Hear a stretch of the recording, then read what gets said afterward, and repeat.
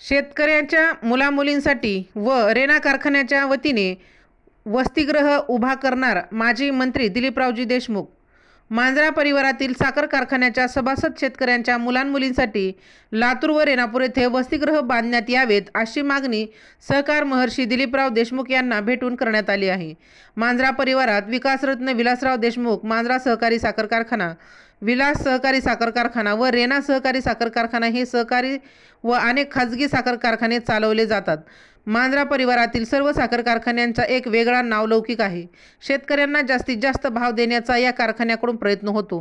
हे सर्व सहकारी व खाजगी साखर कारखाने माजी मंत्री सहकार महर्षी दिलीपरावजी देशमुख, माजी मंत्री आमदार अमित भैया देशमुख, माजी आमदार धीरज देशमुख यांच्या नेतृत्वाखाली चालवले जातात। लातूर हे राज्यात शिक्षणासाठी नावाजलेले शहर झाले आहे। यामुळे लातूर येथे शिक्षण घेण्यासाठी विद्यार्थ्यांचा मोठा ओढा आहे। शेतकऱ्यांच्या मुलामुलींना इच्छा असूनही आर्थिक परिस्थितीमुळे येथे शिक्षण घेणे अडचणीचे होऊ लागले आहे। त्यामुळे अनेक विद्यार्थ्यांना अर्धवट शिक्षण सोडावे लागत आहे।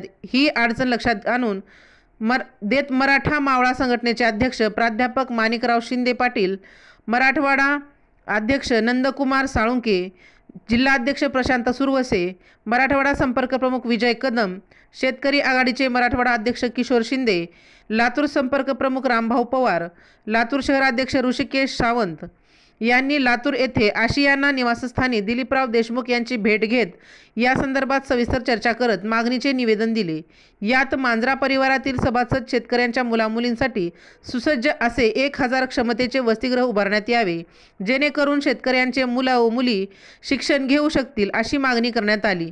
यावेळी आमच्या मागणी सकारात्मक प्रतिसाद देत आपली मागणी योग्य असून याबाबत सर्व साखर कारखान्यांच्या चेअरमन व संचालक मंडळाची बैठक घेऊन शासनाच्या विविध विभागाच्या परवानगी घेऊन लातूर व रेणापूर येथे सर्व सोयींनी युक्त असे भव्य वसतिगृह सभासद शेतकऱ्यांच्या मुला व मुलींसाठी उभारले जाईल अशी ग्वाही यावेळी उपस्थित पदाधिकाऱ्यांना दिलीपराव देशमुख यांनी दिल्याची माहिती मराठवाडा अध्यक्ष नंदकुमार साळुंके यांनी दिली।